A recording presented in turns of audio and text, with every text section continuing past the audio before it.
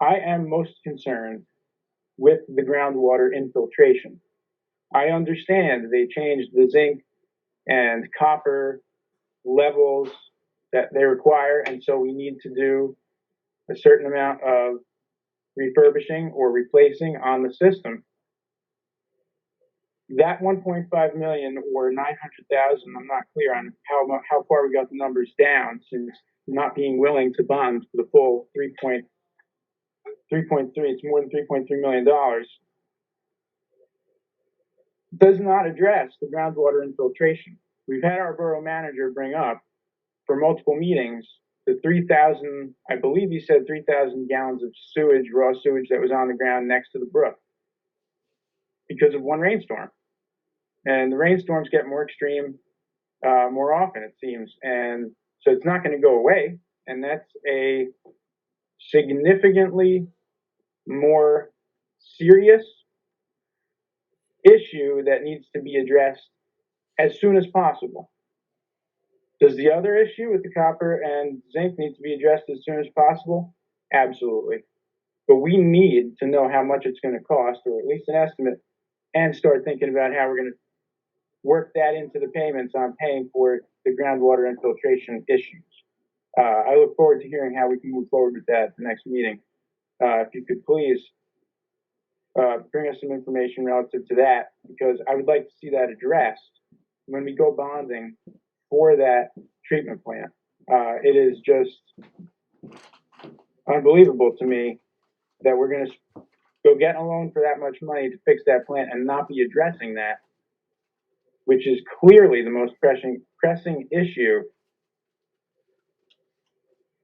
environmentally. And it's, oh my gosh, here we are in Ringwood, surrounded by raw nature. I mean, that's why we're all here. So let's respect it, not just the regulations. That's really what I have. Stay safe out there, people. We have the schools open. Seems like everything's going well. You hear about people getting COVID even though they got the vaccine. Be careful, be safe, and I look forward to seeing you next month. Thank you. Thank you. Mayor, have all the council members spoken? Yes, except for me. Oh, I'm sorry. When you're done, can I address that? Because I have to. Go ahead and address it now, and then I'll. But Councilman Ferretti, for you to suggest that we haven't given you any information about this is absurd.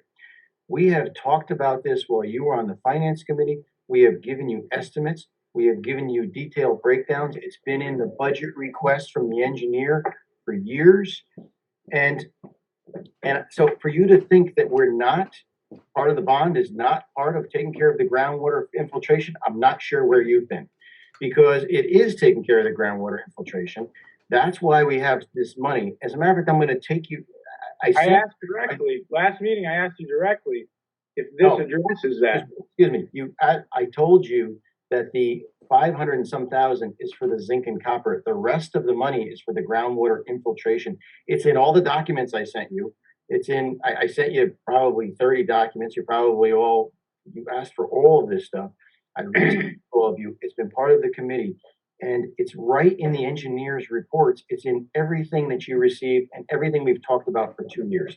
So I'm going to take you through these numbers. I got this plan today because the plan, it's not even a plan. I got this resolution today because unfortunately, when Councilwoman O'Keefe sent it, I had to get permissions to be able to access it. So I had to call Nicole. Please see if you can scan it, because I didn't get permissions from anybody, so therefore I couldn't open it. So Nicole scanned it and got it to me, and I looked at it today, and I talked about the CFO with it. You were talking about $3.3 million. First of all, the bond is for $3,075,000 that we have proposed. And so let me go through.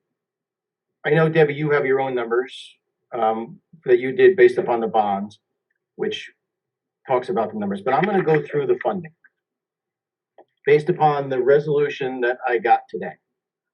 So it was suggested that we use the Ford Reserve $1 million. It was suggested that we use $500,000 from the American Rescue Plan for a total of $1,500,000. The library, when you subtract out the money that's in the reserve at the library, we need $335,133.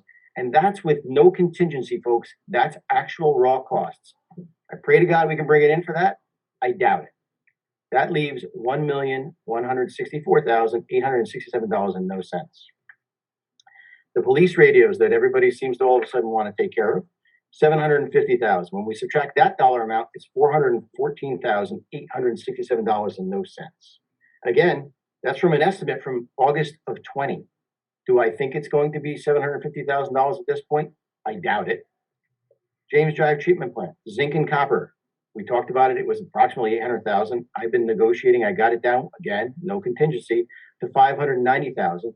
That puts these projects in a negative $175,405. Then you want to talk about the infiltration investigation. You guys all have the report. To do the investigation for the infiltration in the streets, to find out, to camera all the lines, to do all the laterals, to do all we have to do, that's $185,500. Now we're negative $360,905 and no cents. Then, if you want to actually repair what you learned, which is what's in the original bond amount, it's estimated, of course, we don't know because we haven't done the study to figure out where the leaks are. It's estimated to be between $500,000 and $750,000. If you use the low number, the plan that was, or the resolution that was presented tonight, for the things that were talked about in that plan, the library, the police radios, and the James Drive plant that's so important, were negative $160,000 to do these projects. Now, I'm hoping no one's suggesting I take that $1.5 million and put it on black or red in Atlantic City, because I can't make $202,360,905 out of $1.5 million, no matter how hard I try. So I'm a little frustrated, because to be suggesting that we don't know all of this when you have all these documents and we've been going through this for so long is crazy. Not to mention, earlier tonight, I talked about projects that are unfunded because we've moved money around in the amount of $133,650 that are mandatory to be done. And nobody suggested how we're going to fix those things. And it has to be done, folks.